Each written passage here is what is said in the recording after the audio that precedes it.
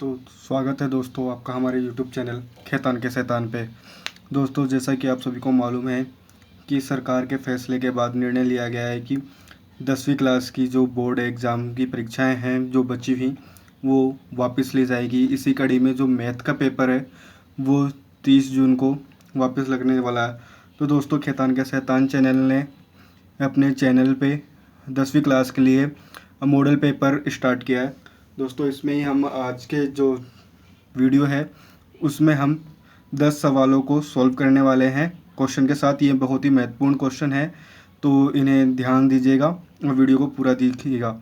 दोस्तों, इसमें सबसे पहला जो सवाल है हमारा, सूत्र एकाधिकेन पूर्वेण का उपयोग करते हुए 588 गुणा 512 का मान ज्ञात कीजिए। तो दोस्तों, इसका सॉल्यूशन करना है। तो दोस्तों, सबसे पहले हमें क्या करना है कि 588 गुणा 512। तो दोस्तों, हमें जो सूत्र दिया गया है इसमें सूत्र एकाधिकेन पूर्वेण द्वारा हमें जो इसका मान निकालना है। तो इसमें दोस्तों करना क्या है, आपको जो कॉमन है, जो दोनों तरफ कॉमन है उसे एक तरफ ले लीजिए। जैसे कि यहाँ पे हम अगर देखें तो यहाँ पे 5 कॉमन है, तो यहाँ पे 5 लिखेंगे इनटू एकाधिकेन पूर्वेण, यानी कि इसका एक अधिक करना है 6। फिर स्लेस लेकर के जो बाकी बचे हुए नंबर है उनको एज इट इज अपन मल्टीप्लाई कर देंगे, एज इट इज मल्टीप्लाई कर देंगे। तो अगर 6 का 5 से मल्टीप्लाई किया जाए, अगर 6 का 5 से मल्टीप्लाई किया जाए तो 6 पंजे 30 स्लेस, और 12 को 88 से गुणा किया जाए तो दोस्तों आपके पास 1056 आएगा। और उसके बाद आपको क्या करना है, इसको एज इट इज आपको ऐसे के ऐसे लिख देना है। दोस्तों, ये हुआ आपका आंसर। अगले क्वेश्चन की तरफ पढ़ें दोस्तों। तो अगला क्वेश्चन है एक समीकरण, इसमें लिखा गया है हल कीजिए 1/x-1 plus 1/x-4 equal to 1/x-2 plus 1/x-3। तो दोस्तों, इसे चलिए सॉल्व करते हैं।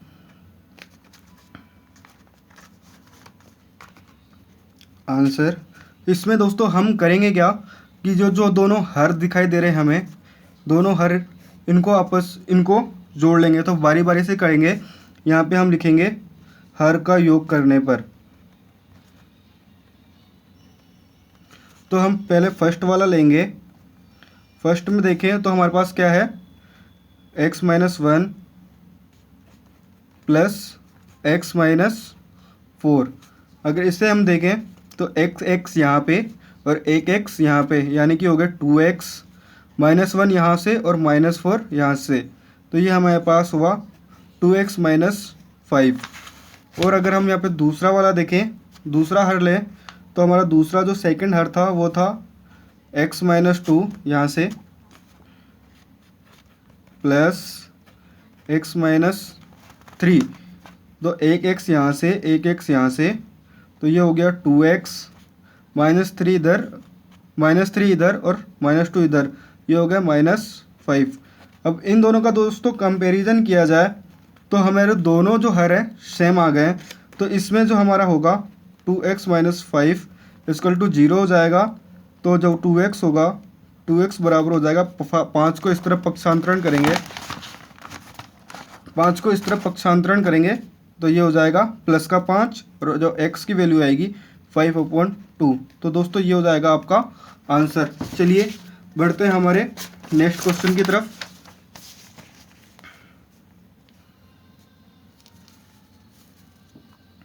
तो दोस्तों, हमारा जो नेक्स्ट क्वेश्चन है, परिमेय संख्या 37/2 गुणा 5⁻2 के दशमलव प्रसार में दशमलव के कितने अंकों के पश्चात अंत होगा। तो दोस्तों इसे सॉल्व करते हैं। आंसर 37/2 गुणा 5⁻2। तो दोस्तों इसका सॉल्यूशन करने के लिए हम क्या करेंगे, एक संख्या से ऊपर और नीचे दोनों का मल्टीप्लिकेशन कर देंगे। यानी कि 2 से जो पावर है यहाँ पे 5 की, उसी पावर से हम ऊपर नीचे मल्टीप्लाई कर देंगे। दोस्तों इससे कुछ फ़र्क नहीं पड़ेगा क्योंकि हम ऊपर और नीचे सेम संख्या का भाग और गुणा कर रहे हैं।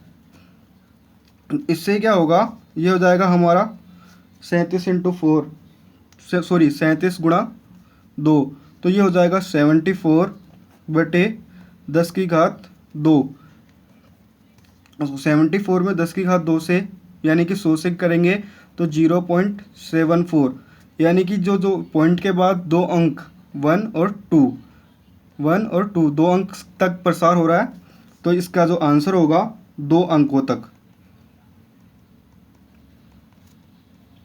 तो दोस्तों ये हुआ आपका तीसरा सवाल। चौथे सवाल की तरफ बढ़ें तो चौथा सवाल है हमारा tan 52 डिग्री गुणा tan 38 डिग्री का मान ज्ञात कीजिए। तो लिखते हैं tan 52 डिग्री tan 38 डिग्री। तो इसे हम tan इसको चेंज कर देते हैं, कोई सा भी आप इधर वाला चेंज कीजिए या इधर वाला चेंज कीजिए। तो मैं इसको रखता हूँ एज इट इज और इसको चेंज कर देता हूँ 10, यानी कि इसको 90 में से माइनस करके लिख देते हैं। 90 डिग्री माइनस, अगर मैं 90 में से 52 घटाऊँगा तो मुझे 38 वापस मिल जाएगा। तो जो हमारा tan होगा tan 38 डिग्री हो जाएगा। तो हमारे पास अगर देखें tan 52 डिग्री, और इसको अगर हम चाहें तो इसे हम कोट 52 डिग्री लिख सकते हैं। जो इसका सूत्र है वो हो जाएगा हमारा कोट 52 डिग्री। अब कोट 52 डिग्री को देखें तो जो कोट होता है वो 1/10 होता है। तो इसकी जगह मैं लिख सकता हूँ 1/10 52 डिग्री।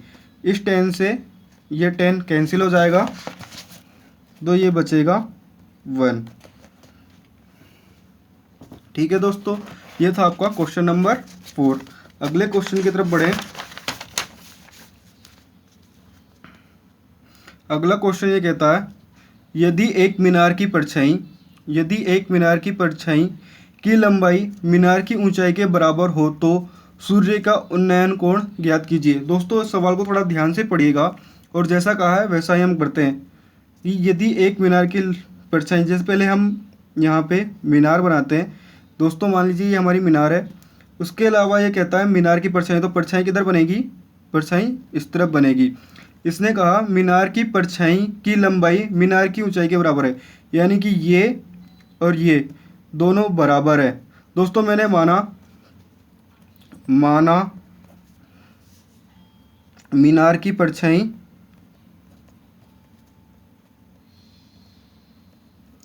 बराबर h, ठीक है। और हमें यहाँ से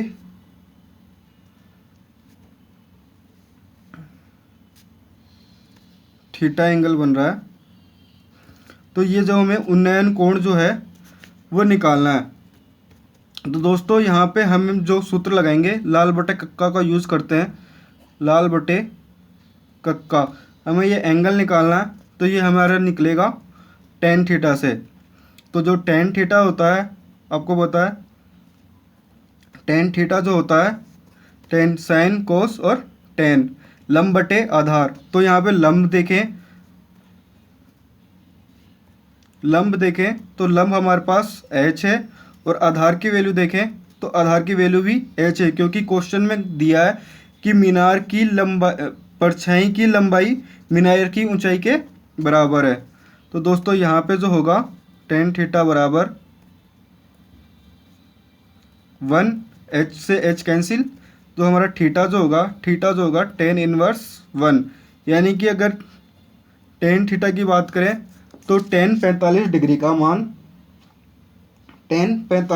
मान 1 होता है। तो जो हमारा एंगल निकल जाएगा वो दोस्तों हो जाएगा 45 डिग्री। अगले क्वेश्चन की तरफ बढ़ें।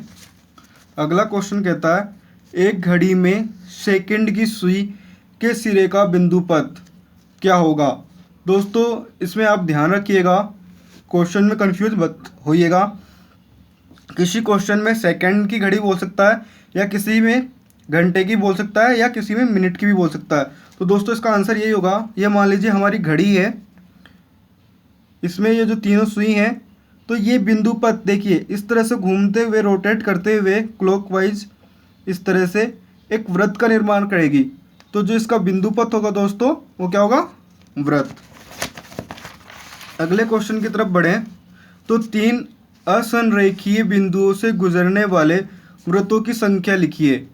तो दोस्तों ऐसा केवल एक वृत्त होगा। 3 असंरेखीय बिंदुओं से गुजरने वाला जो वृत्त होगा वो केवल एक होगा। अगले क्वेश्चन की तरफ बढ़ते हैं। अगला क्वेश्चन है, एक पासे की एक फेंक में अभाज्य संख्या आने की प्रक्रिया ज्ञात कीजिए। तो दोस्तों हमें सबसे पहले देखना होगा कि अगर पासे की बात करें, जो हमारा पासा होता है, पासे में देखिए 1 2 3 4 5 और 6 ये नंबर होते हैं। इनमें से हमें देखना होगा कि कौन कौन से नंबर अभाज्य हैं। तो देखा जाए तो 1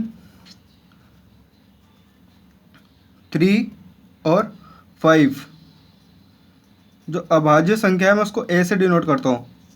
तो 1 3 और 5 ये अभाज्य संख्याएं हैं।